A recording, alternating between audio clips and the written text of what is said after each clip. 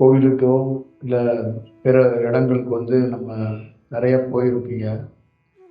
அப்போ ஒரு இடத்துக்குள்ள ஒரு கோவிலோ பிற மலைத்தொடர்களோ ஒரு குகையோ எல்லாருக்குள்ளேயும் என்னன்னா அந்த இடத்துக்குள்ளேருந்து இருக்கிற ஒரு ஒரு வைப்ரேஷனை ஒரு அலைவரிசையை நம்மளால சில பேரால கொஞ்சம் உணர முடியும், சில பேரால ரொம்ப உணர முடியாது.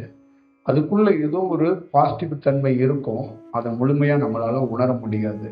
அப்ப தொடர்ந்து ஒருத்தவங்க என்னன்னா அந்த இடத்த போகும்போது அவங்க லைஃப்குள்ள ஒரு இனம் புரியாத ஒரு சந்தோஷத்தையும் ஒரு பெரிய ஒரு நல்ல சூழலையும் உருவாக்கிக்கிறதுக்கு வாய்ப்பை உருவாக்குறதுனால தான் நிறைய பேருடைய வாழ்க்கையில மிக முக்கியமான இடங்களா நிறைய இடங்கள் எல்லா பேருக்குள்ளேயும் இருந்திருக்கு.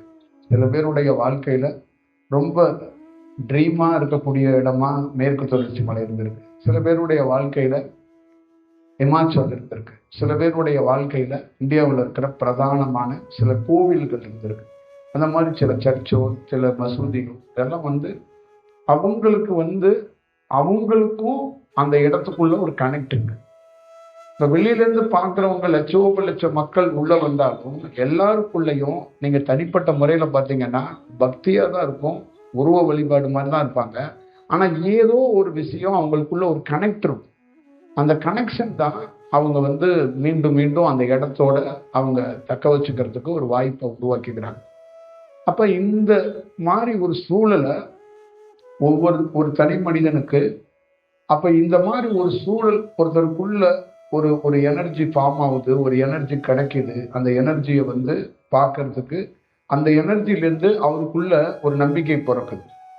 அப்ப அவருக்குள்ள என்னன்னா அது வரைக்கும் அவரோட லைஃப்ல அவர் கஷ்டப்பட்டாரு, அவரே உழைச்சாரு, அவரே சம்பாதிச்சாரு. ஒரு சில இடத்துக்கு போகும்போது அவர் கஷ்டப்படுறாரு, அவர் உழைக்கிறாரு, ஆனா ஒரு சேஞ்ச் தெரியுது. அந்த உழைப்புலேயே ஒரு ஒரு ஒரு அவருடைய லைஃப்லேயே உழைப்பையே வித்தியாசமா உழைக்கிறது.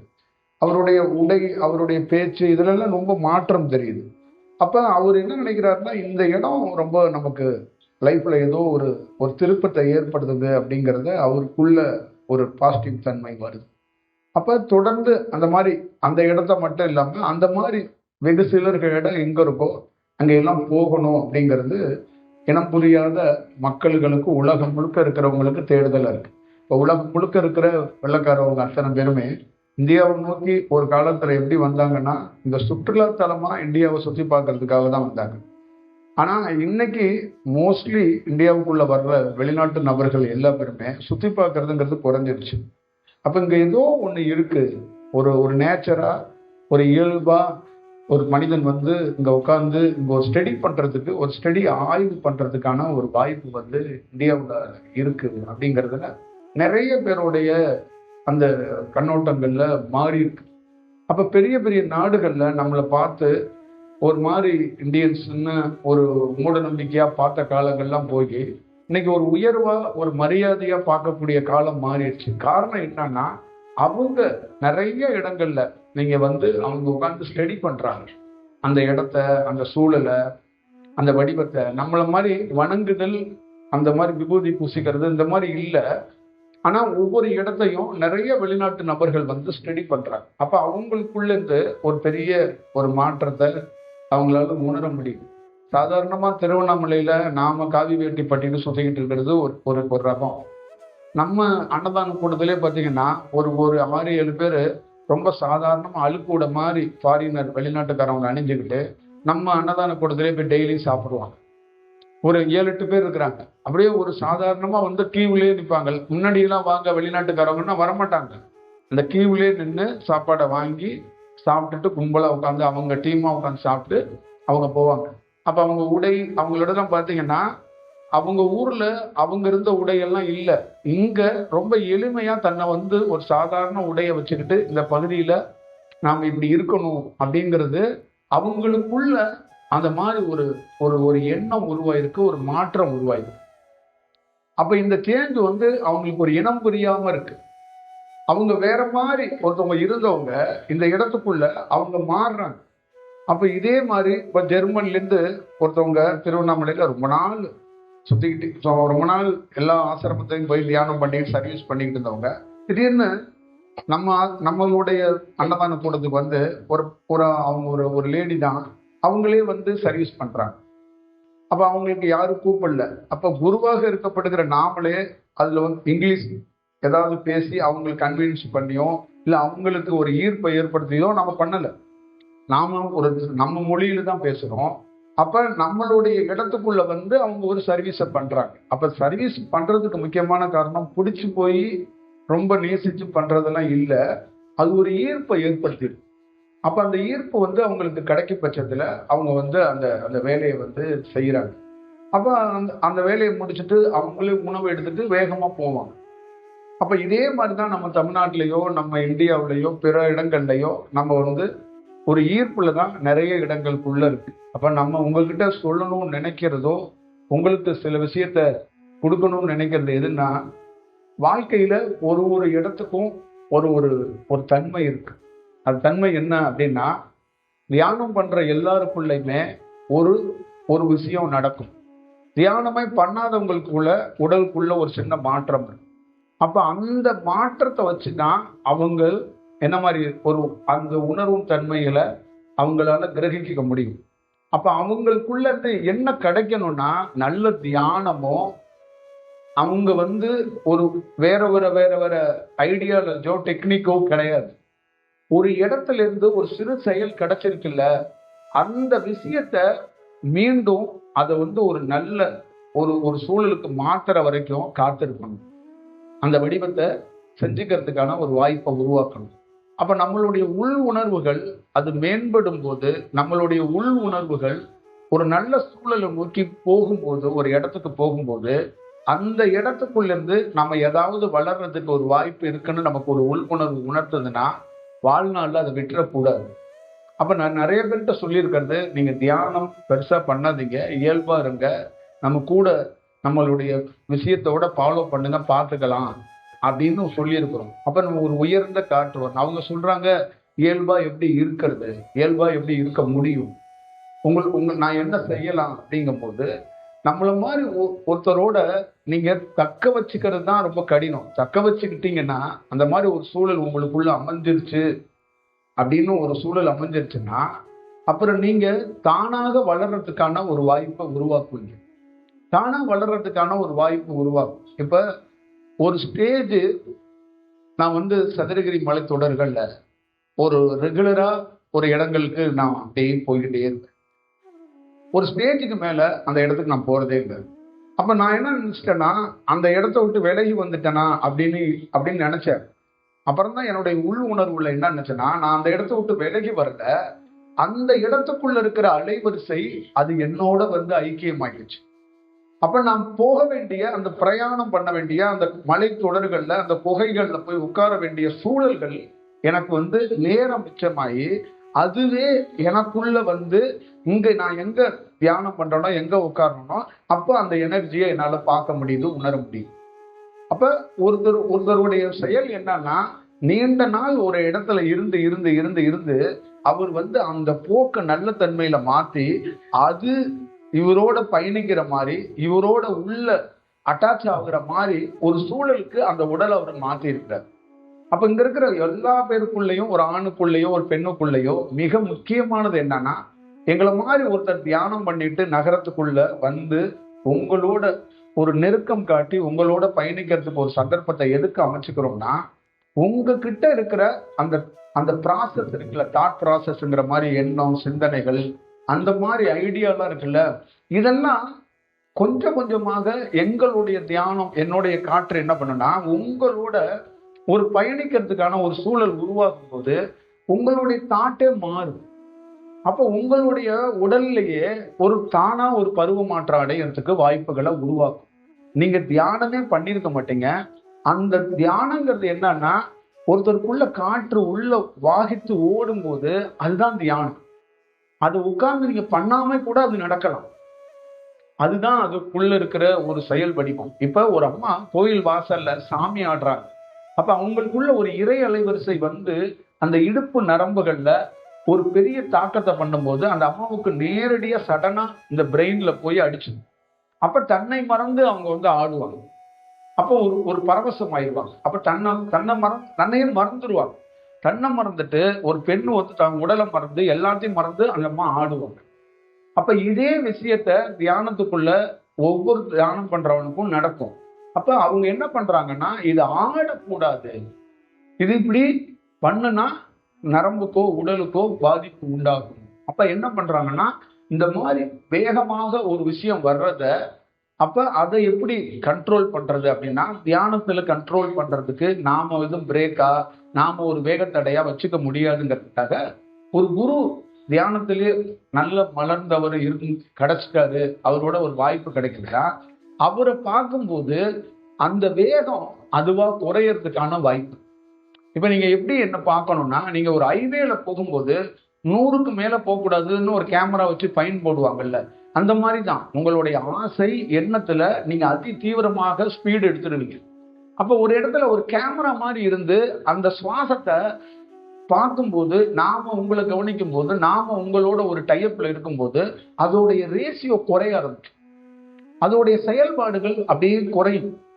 இப்ப வானிலையை பார்த்துட்டு ராக்கெட்டை ஏவுறதுக்கு ஒரு நல்ல தருணம் இருக்கதான்னு பார்த்துட்டு தான் கீழே ஏவுவாங்க. அந்த மாதிரி ஒரு தியானம் பண்ணவர் ஒவ்வொருத்தர் மனிதனையும் வானிலை மாதிரி தான் பார்ப்பார். இந்த இந்த உடல் வந்து என்ன மாதிரி தன்மையில இருக்கு. இப்ப வானிலையிலேயே நிறைய காலகட்டங்கள்ல பாத்தீங்கன்னா, இந்தியா மாதிரி நகரங்கள்ல வறண்ட வானிலை காணப்படும். அப்ப இந்த வறண்ட வானிலையில என்னன்னா, மழையும் இருக்காது, வெயில் இருக்காது, ஆனா சொல்லிக்க முடியாத ஒரு புழுக்கம் வரும். அப்ப இந்த மாதிரி வறண்ட வானிலை மாறி அப்ப அது ஒரு பெரிய உஷ்ணத்தை ஏற்படுத்தும் அப்படிங்கிறாங்க இந்த வறண்ட வானிலை. அப்ப அதை வந்து மோசமான வானிலை, மோசமான காலகட்டம் அப்படிம்பாங்க. இதை வந்து நம்ம இதுல வந்து நம்ம இதுல வந்து அந்த துபாய் மாதிரி ஒரு இடத்துல பாலைவனத்துல எல்லாம் ஒரு விதமான காற்று அடிக்கும் போது அந்த மண் எல்லாம் மேல பறக்க ஆரம்பிச்சிடும். அப்ப அந்த மாதிரி சூழல்ல டிராவல் பண்றது ரொம்ப கடினம். அது மோசமான காற்று காலங்கிறது கிடையாது. அது வானிலையிலே அந்த மாதிரி ஒரு மாற்றம் இருக்கும்போது இந்த மாதிரி ஒரு சூழல் பண்ணும். அப்ப அவங்களால அந்த டிராவலை எதிர்கொள்றதுக்கோ பயணம் பண்றதுக்கோ ரொம்ப கடினம்.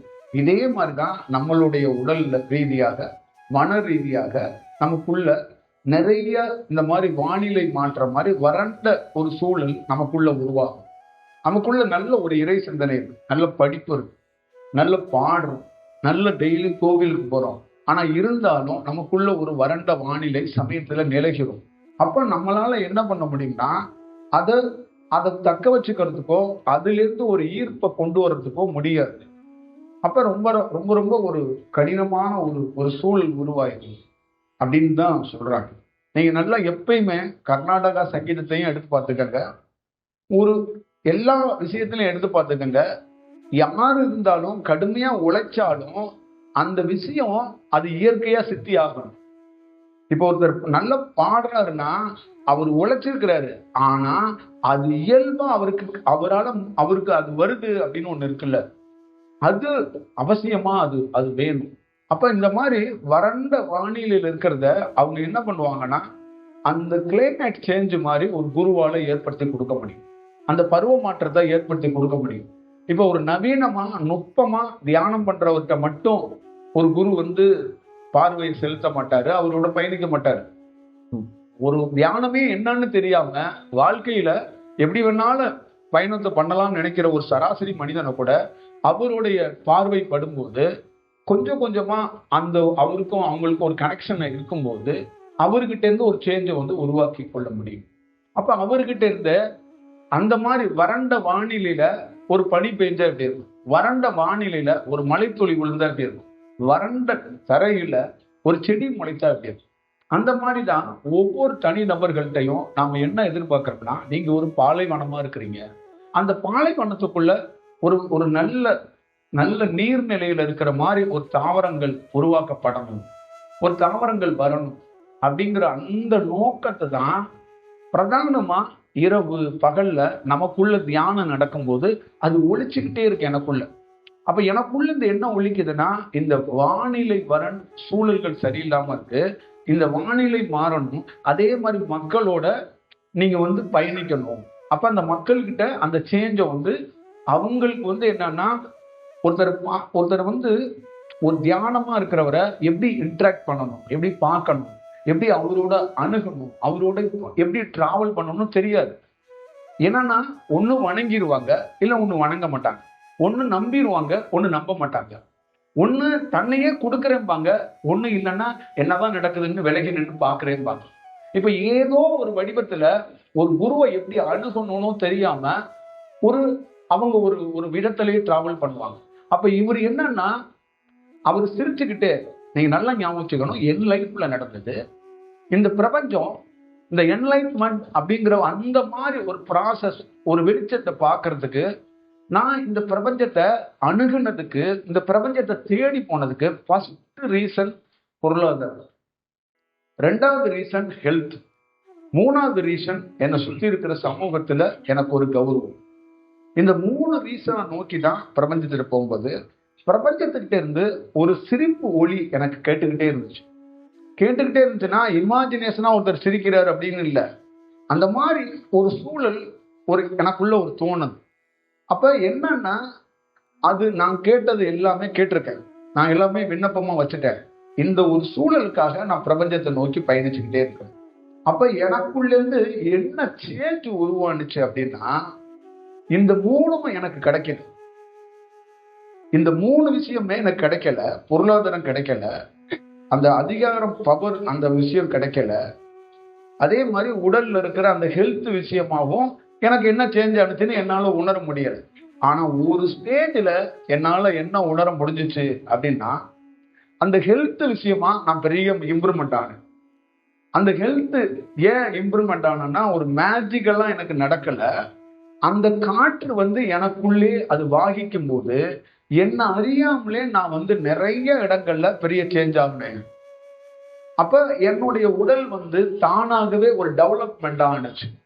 அந்த தானா டெவலப் பண்ணா அந்த அந்த காற்றோட தன்மையில, அதோட அந்த டச்சில் இருக்கிற அந்த சூழல்ல எனக்குள்ள இருந்து ஒரு புது பொலிவு கிடைச்சிச்சு. ஒருத்தர் அப்படியே ஒரு மங்கி போய் ஒரு பாத்திரம் கிடக்குல்ல, அந்த பாத்திரத்தை ஒருத்தர் ஈயம் பூசி அப்படியே பளபளன்னு புது பாத்திரம் மாதிரி மாத்தினா எப்படி இருக்கும், அந்த மாதிரி ஒரு சூழல்ல நான் இருக்கப்பட்ட எனக்கு இந்த பயணத்துல, இந்த டிராவல்ல வெகு தூரம், நீண்ட நெடிய தூரம் நான் பயணிச்சிருக்கிறேன். ஆனா அந்த நீண்ட நெடிய தூரத்துல எல்லாத்துலயுமே இந்த மாதிரி ஒரு கரும்படைந்த ஒரு பாத்திரமாக இருக்கக்கூடிய ஒரு ஒரு ஒரு குவளையாக இருக்கக்கூடிய எண்ணெய் அங்கங்க ஈயம் பூசப்பட்டது, அங்கங்க பாலிஷ் செய்யப்பட்டது, அங்கங்க நிறம் மாற்றப்பட்டது. அப்ப ஒரு இடத்துல அந்த பாத்திரம் வெளிச்சமாக மாறுது. அதுல இருந்து ஒரு வெளிச்சம் அப்படியே கதிர்வீச்சு ஒண்ணு, அப்படியே ஒரு நட்சத்திரத்துல ஒரு குட்டி கதிர்வீச்சு வெளியில வரும்ல, அந்த மாதிரி என்கிட்ட இருந்து ஒரு கதிர்வீச்சு வர்றதை என்னால பார்க்க முடிஞ்சிச்சு. அப்ப அந்த கதிர்வீச்சுல ஒரு பிரமிப்பு, ஆனந்த கண்ணீர், ஆனந்தமான ஒரு ஒரு கூத்தாட்டம், ஆனந்தமான ஒரு நடனம், தன்னை அறியாத இனம் புரியாத சந்தோஷம். தியானத்துக்குள்ள என்ன பெரிய சக்சஸ் இருக்குன்னா, தனக்குள்ள நடக்கிற அந்த இனம் புரியாத சந்தோஷத்தை யாரிடமே சொல்ல முடியாது, யாரிடமே காட்ட முடியாது. இந்த பிரபஞ்சம் என்ன பேர் ரகசியம் ஒளித்து வச்சிருக்குன்னா, தனக்குள்ள நடக்கிற தியானத்தை அவ்வளவு சாமானியமாக பிறருக்கு, நண்பனுக்கு, தோழனுக்கு, மனைவிக்கு, குழந்தைக்கு கூட காட்டி கொடுக்காது, யாருக்குமே காட்டி கொடுக்காது. உள்ள ஆனந்தம், உள்ள ஒரு நடனம், உள்ள ஒரு வேற ஒரு மாற்றம். ஆனா சுத்தி இருக்கிற யாராலையுமே அந்த ரிஃப்ளெக்ஷனை அவ்வளவு சாமானியமா உணர முடியாது. அப்ப நமக்குள்ள என்னன்னா, இப்படி ஒரு சேஞ்சு பக்கத்துல ஒருத்தர் உட்கார்ந்து இருக்கிறாரு, அவரை ஏன் உணர முடியல அப்படின்னு நான் ஆரம்பத்துல இருக்கும்போது, அத பிரபஞ்சம் அவருக்கு உணர்றதுக்கு நான் தான் காட்டலங்கு. அந்த ரிஃப்ளெக்ஷனை அவருக்கு ஆகக்கூடாது. அப்ப என்னன்னு கேட்டனா, நீங்க ஒரு 6 பேர் உட்கார்ந்து இருக்கீங்க, அதுல ஒருத்தர் மட்டும் கண்ணாடி மாதிரி மின்றார், பாக்கி யாருமே மின்னல. அந்த கண்ணாடி மின்றத அவருக்கு மட்டுமே தெரியும், அவரால மட்டுமே உணர முடியுது. நாம ஒரு மின்றோம். இப்ப கண்ணாடி ஆப்போசிட்ல ஒரு கண்ணாடி, முகம் பார்க்கிற கண்ணாடி இருக்கு, அந்த கண்ணாடியில எல்லாமே தன் முகம் தெரியுது அவருக்கு மட்டும். அப்ப அவரு இது கனவா நினைவா அப்படின்னு இரவுல நடக்கிறாரு, மாடியில நடக்கிறாரு, தெருவுல இறங்கி நடக்கிறாரு, இப்படி போறாரு. என்ன இது? அப்ப வீட்டுல எல்லாம் எந்த டிஸ்கஷன் பண்ணி பார்த்தாலும் ஒரு சிறு சிம்டம்ஸை கூட அவங்களால கண்டுபிடிக்க முடியும். அப்ப அவருக்குள்ள நமக்குள்ள ஒருவேளை இமேஜினேஷனா இருக்குமோ, இது ஒரு விதமான கற்பனையா இருக்குமோ, இல்ல மனநிலையா ஏதாவது பிறழ்வு ஏற்பட்டிருக்குமோ, இல்ல ஏதாவது ஒரு மாற்றம் இருக்குமோன்னு அவருக்குள்ள இந்த மாதிரி டவுட்லாம் அவர் வருது. அப்ப எனக்குள்ள இந்த மாதிரி டவுட்லாம் வருது. அப்ப அங்கேயும் என்ன சொல்லுதுன்னா, ஒரு சிரிப்பு தான், ஒரு அசட்டு சிரிப்புன்னு சொல்லுவாங்கல்ல. அப்ப இதுக்குள்ளது என்னன்னா, வந்தது, கண்டது, பார்த்தது, நிகழ்வது, நிகழ்ந்து கொண்டே இருப்பது, அதற்குள்ளே வாழ்வது, அதுவாகவே போவது, அதுவாகவே இருக்கும் அந்த சூழலை ரசித்து விட்டு, அதுக்குள்ளே எல்லாமாகவும் கலந்து விட்டு, அது சரிதானா அப்படி என்று சந்தேகப்படக்கூடிய ஒரு மாமனிதன் மனம் படைத்தவன் தான். ஒரு தெய்வத்தை பார்த்துட்டு ரசிக்கிட்டான், கடவுளை பார்த்துட்டு அப்படியே ரசிச்சுட்டான். அடுத்த நாள் போயிட்டு அவனோட வறுமையில அதே கடவுளை ரசிக்கல. அப்ப பல நாள் ரசிக்கப்பட்ட கடவுள் எங்கெங்கெல்லாம் அவனுக்கு வறுமை வருதோ அந்த ரசிப்பை விட்டுறான். அப்ப அவன் என்ன சொல்றான், உன் மேல ரசிப்பு இருக்கு, என் சூழ்நிலை சரியா இல்லை, அதனால நான் ரசிக்க மாட்டேன் அப்படிங்கிறான். அப்ப அதே தான் எனக்குள்ள தியானம். அப்படியே மாட்டு பொங்கல், நம்ம பொங்கல்லாம் வைக்கிறோம்ல, சூரிய பொங்கல், அந்த பொங்கல் மாதிரி பொங்கி வருது. ஆனா வறுமையும் சூழலும் சுத்தி இருக்கிற பேக்ரவுண்டும் சரியில்லாதனால அதை ரசிக்க முடியல, அதை கொண்டாட முடியல. அப்ப அந்த ஆனந்தம் இங்க பொங்குது, வீடெல்லாம் அழுக, வீடெல்லாம் சோகம், ரொம்ப பழைய பாட்டு, ரொம்ப பழசா இருக்கு. அப்ப இந்த ஆனந்தத்தை வறுமையில் இருக்கிற மனைவி கிட்டையோ, குழந்தைகிட்டையோ, நண்பர்கிட்டையோ யார்கிட்ட டிஸ்கஷன் பண்ண முடியும்? நான் பேரானந்தமாக இருக்கிறேன், நான் பேர் சிரிப்பாக இருக்கிறேன், புன்னகையில் தலைத்து கொண்டிருக்கிறேன். மனைவி பேங்க் லோனை யார் கட்டுவா? ஆனந்தம் ரைட்டு, பேங்க் லோனை யார் கட்டுவா? அப்ப அப்ப அதுக்குள்ள அவன் ஆனந்தத்துக்குள்ள, அவனுடைய ரசிப்புக்குள்ள அந்த பேங்கோ அவன் சுத்தி இருக்கிற மனைவியோ அவனுக்கு பூனல். அப்ப அவன் அதுல இருந்து கொஞ்சம் வெளியில பார்க்கும்போது ரொம்ப ஃபீல் பண்றது என்னன்னா, எவ்வளவு பெரிய துரதிருஷ்டம், நமக்குள்ள நிகழ்றத பிறரால உணர முடியலையே, அதை ரசிக்க முடியலையே, அதை கொண்டாட முடியலையே, என்னடா அப்படின்னு நினைச்சிட்டு அந்த வறுமையோட நான் பார்த்தது சுத்தி வறுமை, சுத்தி கண்ணீர், சுத்தி சோகம். ஆனா நான் மட்டும் வறுமையில் முழுகவில்லை, நான் மட்டும் சோகத்தில் முழுகவில்லை. ஊரு அழுதுச்சு, உறவு அழுதுச்சு, தாய் அழுதா, தகப்பன் அழுதான், மனைவி அழுதா, குழந்தை அழுதா. காலம் என்ற சூழல்கள்ல காலம் அழுகவில்லை, நானும் அழுகவில்லை. காலத்தை நான் பார்த்தேன், காலம் என்னை பார்த்தது. அப்ப தியானம் என்பது காலம், காலம் என்பது காற்று. அந்த காற்று என்னை பார்த்தது.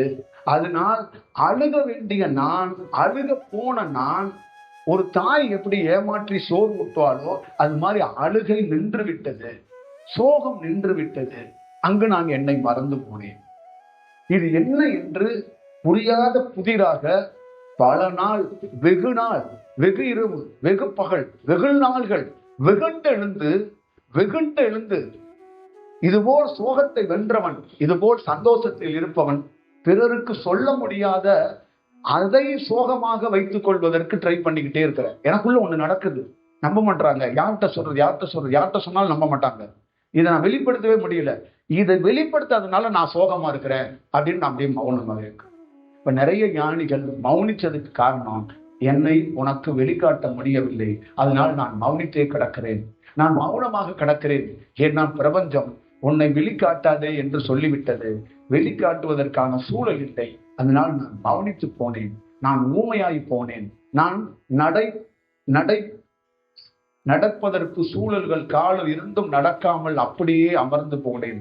அப்ப ஒரு கல் போல் நான் அமர்ந்து இருக்கிறேன் அப்படிங்கிறது நிறைய பேரோட லைஃப்ல இருந்திருக்கு, என்னோட லைஃப்ல இருந்து. அப்ப ஒரு ஸ்டேஜ்ல எப்ப நம்ம வெளிக்காட்டணும் அப்படின்னு நினைச்சப்பெல்லாம் நம்ம அதுக்கான சூழல் வரல. அப்புறம் ஒரு ஸ்டேஜ்ல தானா அது வெளிப்படுது, அது வெளிக்காட்டுது. அப்ப திடீர்னு ஒருத்தர் ஓடி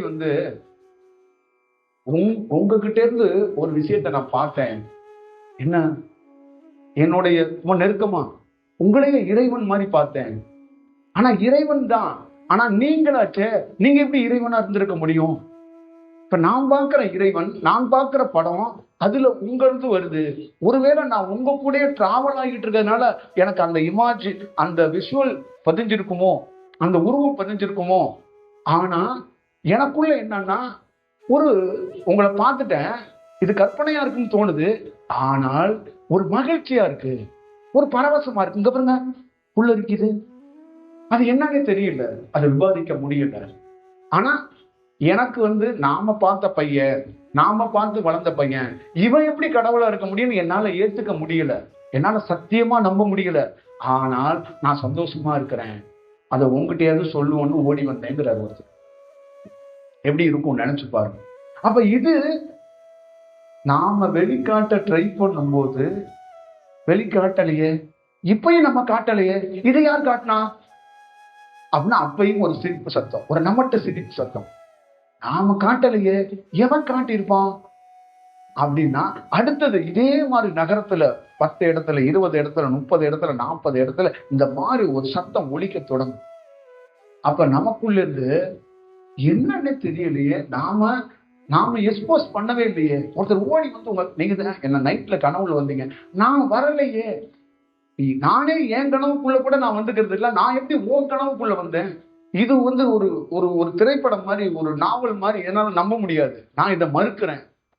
இது எனக்கு இது டிஸ்டர்பன்ஸ், நீங்க சொல்ற விஷயம்லாம் எனக்கு டிஸ்டர்பன்ஸ், இது வேண்டாம், இது இல்லை அப்படின்னு நான் விளக்கும் போது அப்பயும் ஒரு சரி.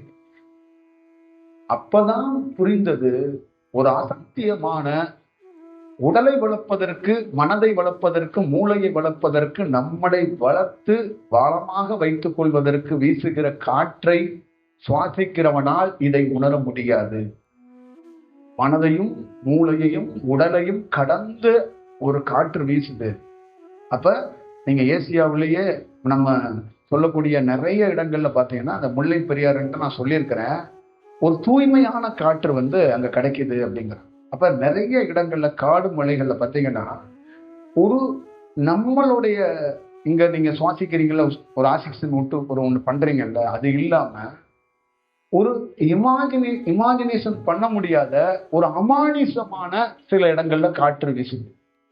காற்று எப்படி இருக்குன்னா, அமானுஷமான கற்பனை பண்ணி பார்க்க முடியாத ஒரு பிரமிப்பான ஒரு காற்று வீசுது. அப்ப அந்த மாதிரி ஒரு காற்றோட தன்மை தான் நமக்குள்ள கிடைக்கப்பட்டிருக்கு. அப்ப அந்த காற்று உள்ள இருந்து வாதித்து ஒரு வேலை செய்யுது.